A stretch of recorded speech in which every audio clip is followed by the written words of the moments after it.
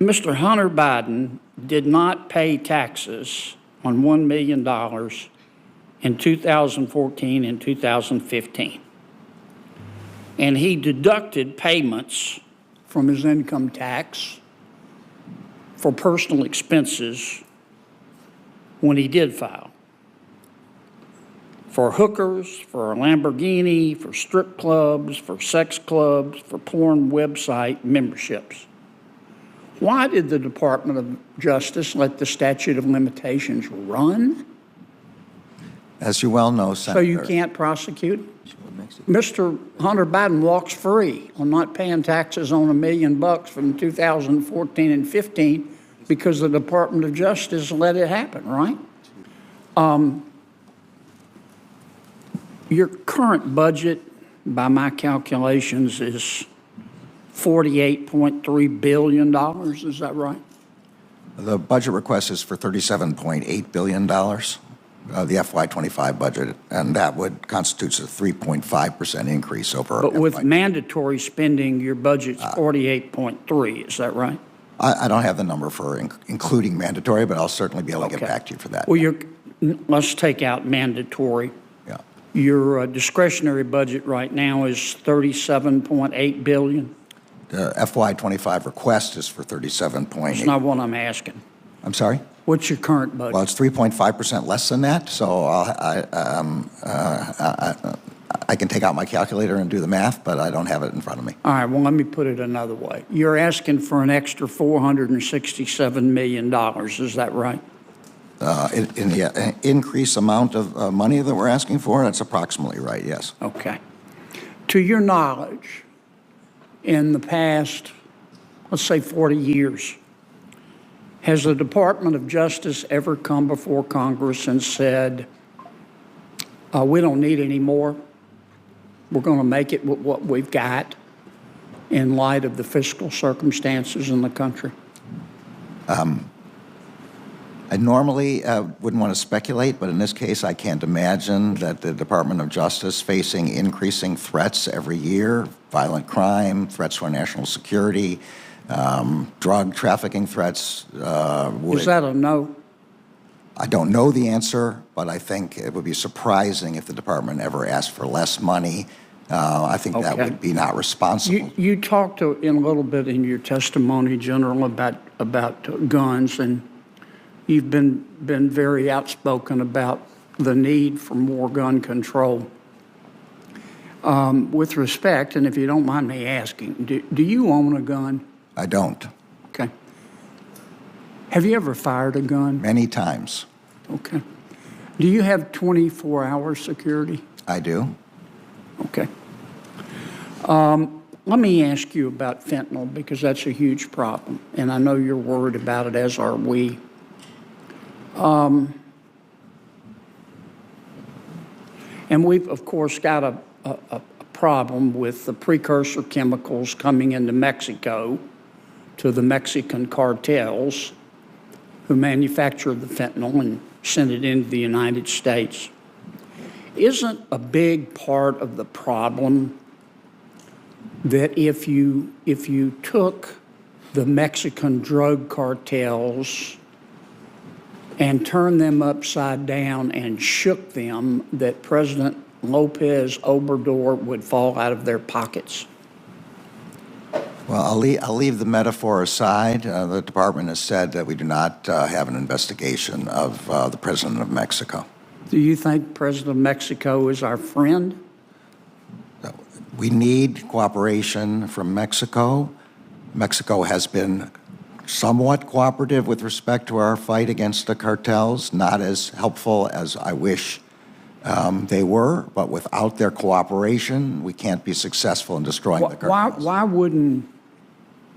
Why wouldn't the president go to President Lopez Obrador and say, no offense, but the fentanyl problem is killing Americans, the illegal immigration problem is hurting Americans.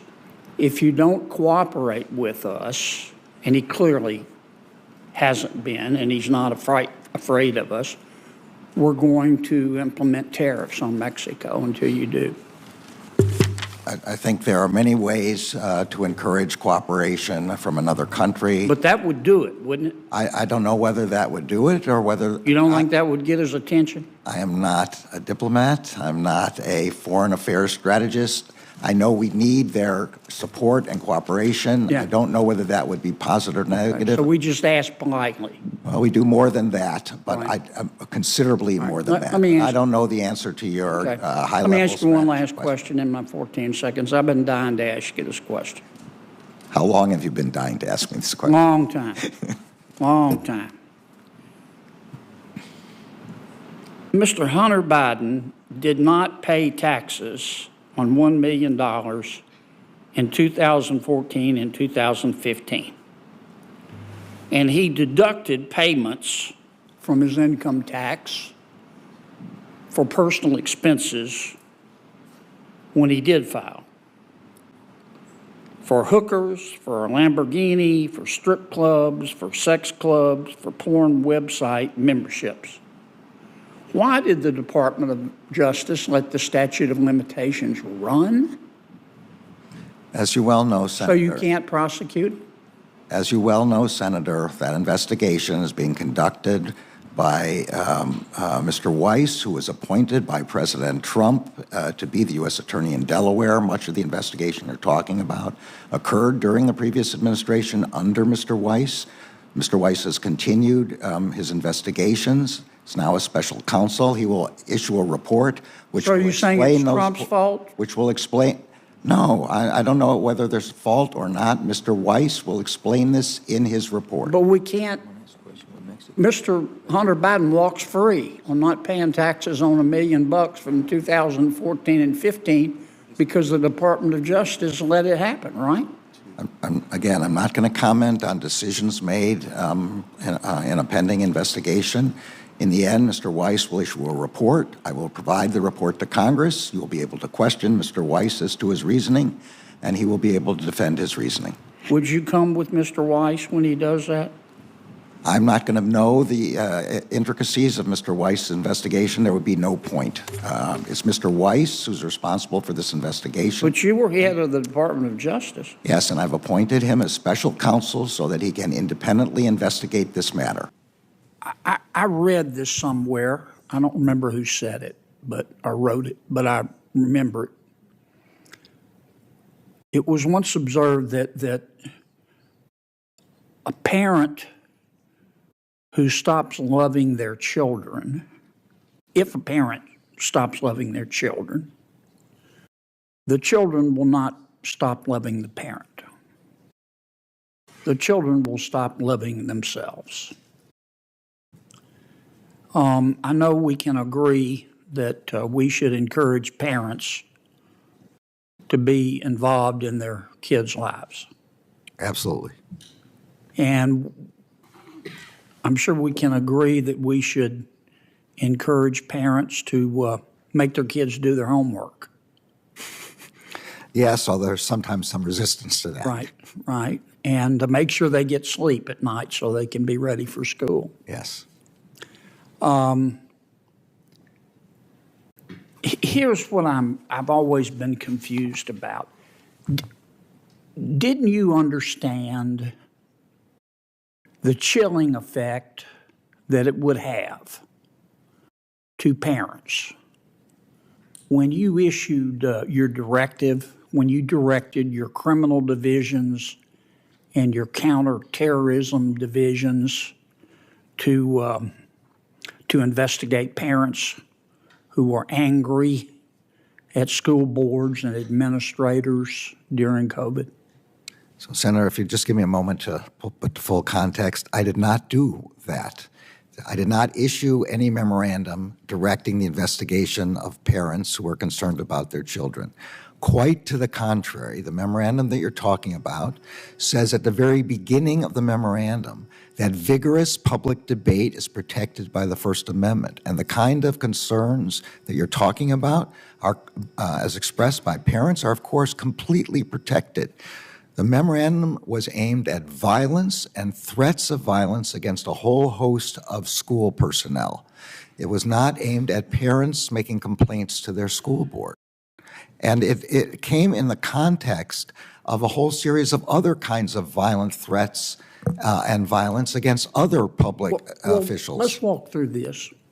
Your directive to your criminal division and your counterterrorism division came in a response to a letter from the National School Boards Association, did it not? In part to the letter and in part to news reports of violence and threats of violence. And the National School Board Association said these parents ought to be investigated under the Patriot Act as potential domestic terrorists. And you'll notice, Senator, that I said nothing like that. I understand, but that's what the letter said. There was a reference to that in the letter, right. Something I disagree with. And your employees helped them write the letter, didn't they? I don't know anything to suggest that that's true. I think it is true. Well, and the White House helped them write that letter, didn't they? I don't know. I have no knowledge about that, but certainly I don't know anything about my employees helping write that letter. So you get this letter from the National School Board Association asking you to investigate parents that your employees helped write and that the White House helped write, and you issue a directive to your criminal division and to your counterintelligence or counterterrorism division to start investigating parents who are angry. What did you think was going to happen? Say again, Senator, that nothing in my memorandum says to investigate parents who are angry. Quite the opposite. It says that the First Amendment protects that kind of vigorous debate. The only thing we wanted was for an assessment to be made out in the field about whether federal assistance was needed to prevent violence and threats of violence. Well, one of your that's not the way your department implemented your directive. One of your field offices actually opened an investigation. You set up a website and a hotline to report parents. And I don't think we didn't set up a specific hotline about this. This was a reference to the Democratic FBI's hotline. Party official contacted you. They said that some Republicans were inciting violence by expressing public displeasure with school districts' vaccine mandates. And one of your field offices opened an investigation, which is a permanent part of their record. Senator, I don't know anything about the specific thing that you're talking about. They used to say in high school this is going to be on your permanent record. I don't believe there is any such thing with respect to this. I think there is at the FBI, General, and you and I both know there is. There was a lady a mom in Michigan. She has a special needs kid, and the kid was doing pretty well. And she got upset with her local school board over its closures and virtual learning policies, and she went to the meeting.